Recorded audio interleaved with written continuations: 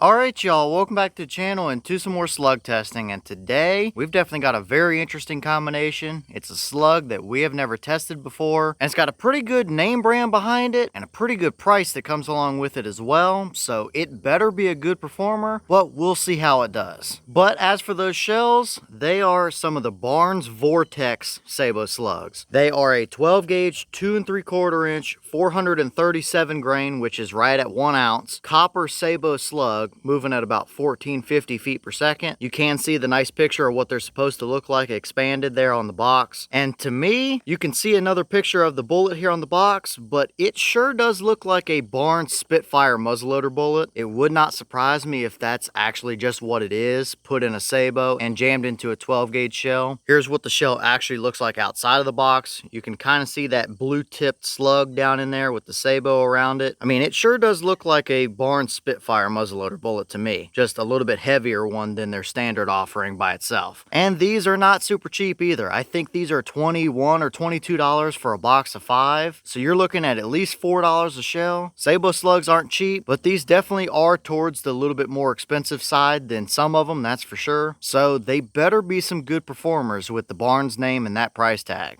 As for the setup we're going to run them through, I brought out my Remington 870 special purpose. This one's got a fully rifled cantilever barrel on it. From the edge of the receiver to the tip of the barrel is 18.5 inches, so not super long for a rifled barrel. And generally, I have found this combo to like a little bit more velocity to really hold some nice accurate groups. Those being 1450, a little bit on the lower side for some Sabot slugs, so we'll see how they do. Up on top is just a loopholed VX1 2-7 by 28. Good little slug gun combo here, but we'll see how these Barnes VOR-TX shells can actually do through this little bit shorter of a barrel. But as for today's test, everything is set up the same as usual. We're going to shoot 2 groups, one at 50 and another at 100 yards. Maybe not the most perfect test, but it'll at least tell us if this is a decent performing shell at all, at least from my setup. And they're not cheap either, so we got to work with what we've got. All of our shots will be through the chronograph as well, so we can hopefully be getting our velocities. Sometimes the chronograph acts weird with a Sabot slug, but we'll see what we can get. So let's get you guys set up with a view of those targets. We'll shoot our groups and then bring everything back here and see how these Barnes VOR-TX shells actually performed.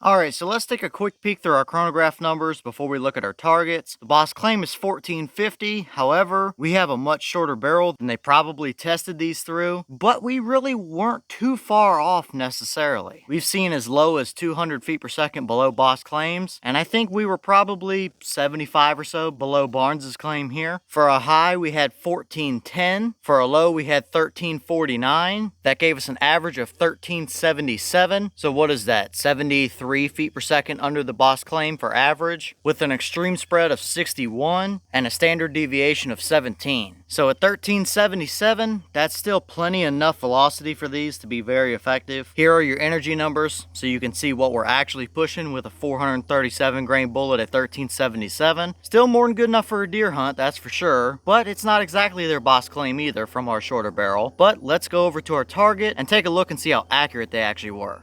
Alright, so let's take a look at our target now, because we definitely saw some pretty interesting results here. We'll start on the left with our 50-yard group, that being these 3 shots right up here. We had a good start with 2 that are almost touching, but then we had 1 just outside over here. I felt good about every trigger pull today, so that's probably just the realistic 50-yard group, especially looking over towards our 100-yard spread. Clearly, this is not the round I'm zeroed with. They're definitely high and a little to the right, but at 50 yards, it gave us 1.38 inches. So 1.3 inches at 50 yards, definitely not bad, but we have seen better. We've had several different slugs that put all 3 of them pretty much touching each other. So I would call that 50-yard group about middle of the road. It's nothing special, but it's definitely not horrible either. Now we'll move over to the right with our 100-yard yard group, that being these 3 bullet holes right here that you see. The first shot I took impacted right up here, just off the target. I was hoping after seeing 50 yards that we'd have a little bit of bullet drop and put them right down here, but that was not the case. So after seeing where this first shot landed, I wanted to keep all of them on the target ideally, so I switched it up and aimed for this bottom dot, and that gave us this group of 3 right here. So I'm not even going to bother with this. That was just our initial shot, and we were hitting way high. So these were our 3 shots, and they gave us a 4.17 inch group at 100 yards. So a little bit over 4 inches. Still definitely minute of deer, but nowhere near the best we've seen so far. That shotgun definitely likes the higher velocity rounds, especially the Federal freight trains at almost 2,000 feet per second. We put those at just a hair over an inch at 100 yards. So big difference here, that's for sure. Generally with a slug gun, sub 3 inches is what I consider pretty solid, especially when you have a shorter barrel like we do. So these Barnes VOR-TX rounds seem to be somewhere in the middle. And I will go ahead and mention, obviously our 100-yard spread was a vertical string there, and I know somebody's going to inevitably comment about having a better cheek weld on that 870 and stuff, and we wouldn't see a vertical string at 100 and so on. It happens every time we do these tests, and to that I'll just say I have probably tens of thousands of rounds through Remington shotguns over my life, and several hundred at least through that exact setup with a rifled barrel and stuff, so I'm very comfortable with the trigger and the cheek weld and everything else on Remington shotguns, and I can promise you that was not an issue. That's just the realistic group that we got. So overall, would I hunt with these? Sure. If it's what I had or what I could find, then yeah, out to 100 yards, it would be perfectly fine for a deer hunt. However, it is not the best we've seen from that shotgun, and especially at over $4 a shell, they might not be the most expensive Sabot slug on the market, but they're definitely up there towards the upper, above the 75 percentile, I would say. Typically, $15, $16, $17 a box is pretty realistic, but these being 22, I definitely wouldn't go out of my way to find these, at least not through my setup. But we have seen way worse, so at least these are perfectly usable if they perform well in your setup.